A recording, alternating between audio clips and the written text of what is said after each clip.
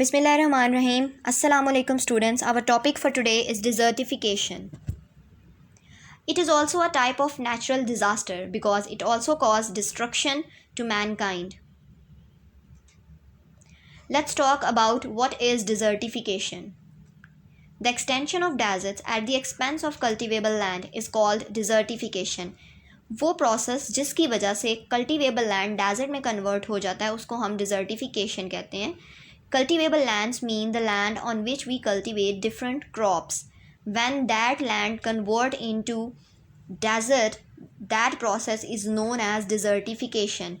And there are two main causes of desertification. First cause is human induced activities. मतलब ऐसी हमारी activities जिसकी वजह से ज़मीन ख़राब हो जाती है. और सबसे पहले तो डिफॉरेस्टेशन, जब हम जंगलात की कटिंग कर देते हैं, ट्रीज़ कट करते हैं, तो उसकी वजह से ज़मीन जो है वो अपनी जरहेज़ी खो देती है. Second, inappropriate ways of agriculture. जब हम काश्तकारी के लिए, फ़सलों को उगाने के लिए अच्छे तरीके इस्तेमाल नहीं करते, अच्छी खाद इस्तेमाल नहीं करते, तो उसकी वजह से भी ज़मीन की फर्टिलिटी ख़राब हो जाती है. The second cause is industrial revolution. Industrial revolution means the establishment of industries in that area. Industrial revolution is not harmful, but the way that these industries dispose of their waste is not good. There is no proper arrangement for waste management disposal. और यहाँ पर industries जो हैं वो proper, उनके पास कोई disposal का, waste management disposal का कोई भी प्रॉपर वे नहीं है. वो जो उनका वेस्ट है वो लैंड में, जो उनके नियर बाय लैंड है वहाँ पर सारा डिस्पोज़ ऑफ करते हैं, चाहे वो सॉलिड हो या केमिकल हो. वो अपना सारा जो वेस्ट होगा वो डिस्पोज़ ऑफ कर देते हैं ज़मीन में. जो ज़मीन में जब केमिकल्स जो हैं वो शामिल होंगे तो उसकी फर्टिलिटी जो है वो बहुत ज़्यादा डिस्ट्रॉय हो जाएगी और ये भी डिज़र्टिफिकेशन का कॉज बनेगी. Simple words, it is the process through which fertile land converted into desert due to drought. Simple जो है ये प्रोसेस क्या है, जब फर्टाइल लैंड डेजर्ट में कन्वर्ट हो जाता है. और उसकी क्या क्या वजह है? ड्रॉट. जब क्लाइमेटिक चेंजेस की वजह से, वेदर की वजह से, ड्राई वेदर की वजह से पानी खुश्क हो जाता है ज़मीन के अंदर, तो उसे खुश्क साली या कहत साली भी कहते हैं. उसकी वजह से भी ज़मीन की फर्टिलिटी इफ़ेक्ट होती है. डिफॉरेस्टेशन, जंगलात की कटिंग, उससे भी फर्टिलिटी ज़मीन की डिस्ट्रॉय हो जाती है. इनएप्रोप्रिएट एग्रीकल्चर, जब हम एग्रीकल्चर में, ज़राअत में, फसलें उगाने में अच्छे तरीके, अच्छी खाद इस्तेमाल नहीं करते तो भी फर्टिलिटी जो है वो ख़राब हो जाती है ज़मीन की. And gradually it loses its fertility and convert into the desert. Impacts of desertification. Now we will read about the impacts of desertification, that what are the impacts on human, on wildlife, on all form of lives. Agriculture production and usable water resources are depleting. Depleting कहते हैं ख़त्म होने को. Agriculture production, ज़रूरी पैदावार और पानी के ज़खायर जो हैं वो ख़त्म हो रहे हैं.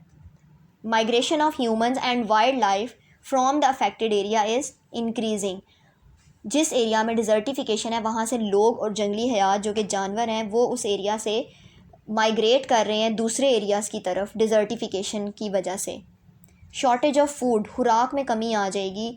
जब डिज़र्टिफिकेशन हो जाएगी, लैंड ख़राब हो जाएगी, तो वहाँ पर हम कोई भी क्रॉप ग्रो नहीं कर सकते. और जब फसलें ही नहीं उगाई जाएंगी तो खुराक में कमी हो जाएगी, ज़रूरी पैदावार में कमी हो जाएगी, खुराक लोगों को नहीं मिलेगी प्रॉपर. ड्रॉट, खुश्क साली, ज़मीन के अंदर से जब पानी जो है वो खुश्क हो जाएगा तो खुश्क साली हो जाएगी. और खुश्क साली से इस वजह से भी लोग जो हैं वो दूसरे इलाकों की तरफ माइग्रेट कर जाते हैं, क्योंकि ना खुराक मिलती है ना पानी मिलता है. Increase in poverty at local level में अगर उन एरियाज़ में जहाँ लोग ज़राअत के पेशे से वाबस्ता हैं और जहाँ पर लोग फसलें उगा कर ही और ज़राअत से ही वो अपना गुजारा कर रहे हैं, वहाँ पर जब ज़राअत ही नहीं होगी, जब हम फसलें ही नहीं उगा सकेंगे ज़मीन के ख़राब होने की वजह से, डिज़र्टिफिकेशन की वजह से, तो गुर्बत जो है वो बढ़ जाएगी, पावर्टी जो है वो इंक्रीज़ हो जाएगी. All these are the impacts of desertification. Desertification in Pakistan. Pakistan is situated in warm and dry climatic region where the annual amount of rainfall is less than 25 centimeter. Pakistan एक ऐसे इलाके में है जहाँ के गर्म और खुश्क इलाका है। हमारा क्लाइमेट जो है वो गर्म और खुश्क है, और जहाँ पर बारिश भी जो है वो 25 सेंटीमीटर से भी कम होती है, बहुत कम बारिश होती है। इसकी वजह से भी पाकिस्तान में डिज़र्टिफिकेशन ज़्यादा फैल रही है।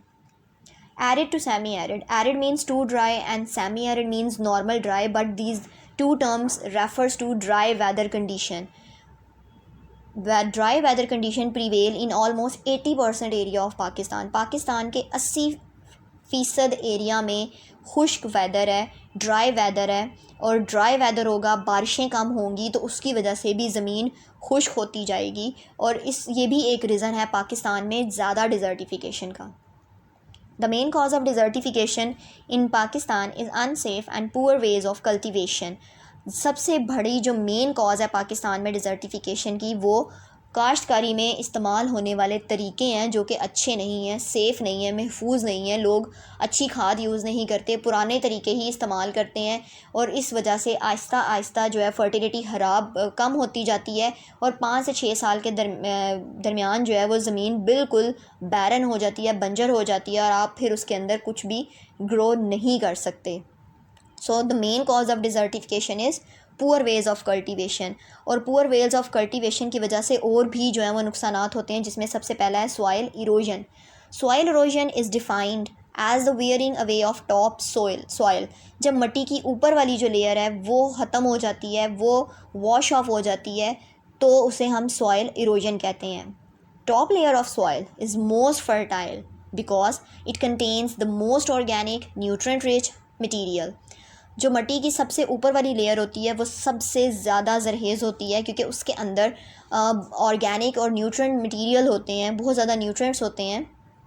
इसकी वजह से जो टॉप लेयर है वो सबसे ज़्यादा ज़रहेज़ समझी जाती है। तो जब टॉप लेयर ही वॉश ऑफ हो जाएगी इन तरीक़ों की वजह से, जो हम अच्छे तरीके यूज़ नहीं करते, तो ज़मीन की ज़रहेज़ी बहुत ज़्यादा इफ़ेक्ट होगी, उसकी फ़र्टिलिटी कम हो जाएगी। Lapse of fertility. Lapse of fertility means gradual decrease in fertility. ज़रहेज़ी में जो आहिस्ता आहिस्ता ये कमी आ रही है अच्छे तरीके ना यूज़ करने की वजह से। Continuous drop in biodiversity. Biodiversity refers to all the variety of life that can be found on earth, that is plants, animals, fungi, microorganisms. And drop in biodiversity means decrease in number of plants, animals, or you can say human beings. So when you are not using the proper ways of cultivation, it will decrease the number of plants and animals. जब हम अच्छे तरीके use नहीं करेंगे cultivation के लिए, तो ज़मीन की फ़र्टिलिटी जो है वो ख़राब होती जाएगी, और उसकी वजह से जब डिज़र्टिफिकेशन हो जाएगी, तो डिज़र्टिफिकेशन की वजह से अल्टीमेटली प्लांट्स की वैरायटी में कमी आएगी, एनिमल्स में कमी आएगी, क्योंकि जानवर जो है वो पौधों से ही अपनी खुराक हासिल करते हैं, पानी पीते हैं। तो जब ज़मीन ख़राब हो जाएगी तो वो अपनी खुराक हासिल नहीं कर सकेंगे, इसकी वजह से उन पर भी ये इफ़ेक्ट हो जाएगा, और अल्टीमेटली ह्यूमन बीइंग्स पे भी इफ़ेक्ट होता है, क्योंकि जब आपको पानी नहीं मिलेगी, खुराक नहीं मिलेगी, खुराक में कमी हो जाएगी, तो आहिस्ता आहिस्ता ह्यूमन बीइंग्स भी जो हैं वो उनकी डेथ की भी वजह बनेगी।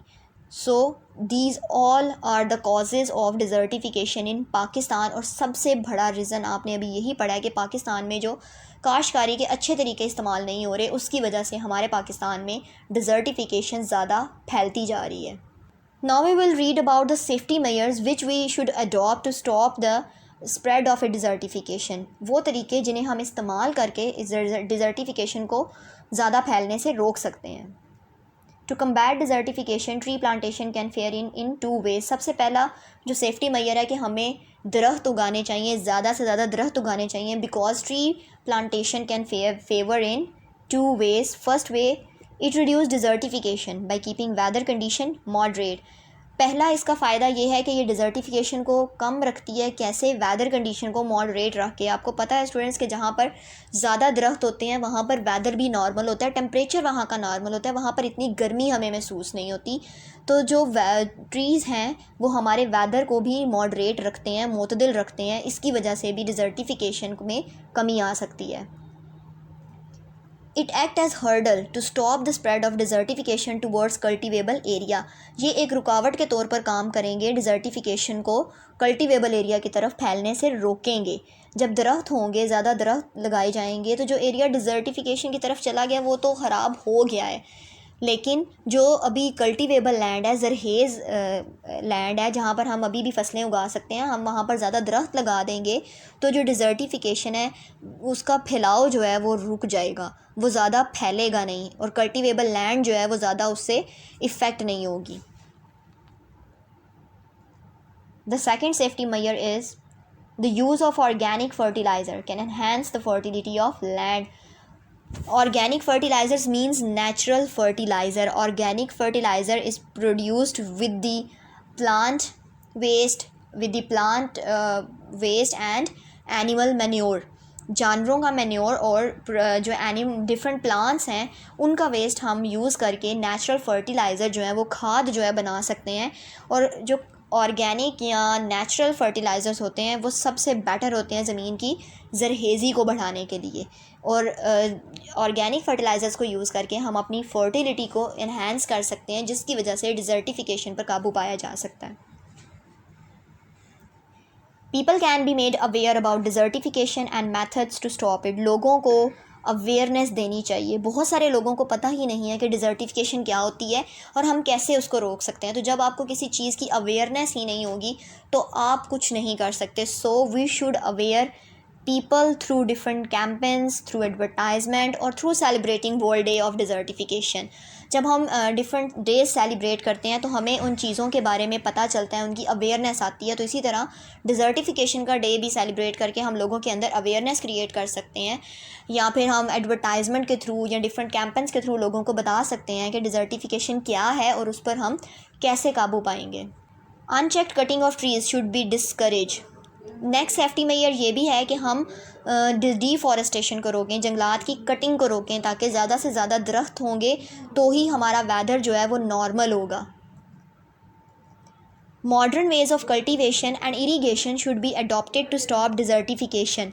हमें पुअर वेज़ को, ओल्ड मेथड्स ऑफ कल्टीवेशन को छोड़कर नए मेथड्स जो हैं वो यूज़ करने चाहिए। और नए मेथड्स यूज़ करने के लिए हमें मशीनरी यूज़ करनी चाहिए। Like there are different machinery which we can use for sowing seed, ploughing the crops and harvesting the crops. बीज उगाने से लेकर काटने तक अगर हम modern ways of cultivation use करेंगे तो उससे भी ज़मीन की ज़रखेज़ी जो है वो ख़त्म नहीं होगी, वो कम नहीं होगी, सॉइल इरोजन नहीं होगी, जिसकी वजह से ज़मीन की ज़रखेज़ी बढ़ेगी और हम डिज़र्टिफिकेशन पे काबू पा सकते हैं।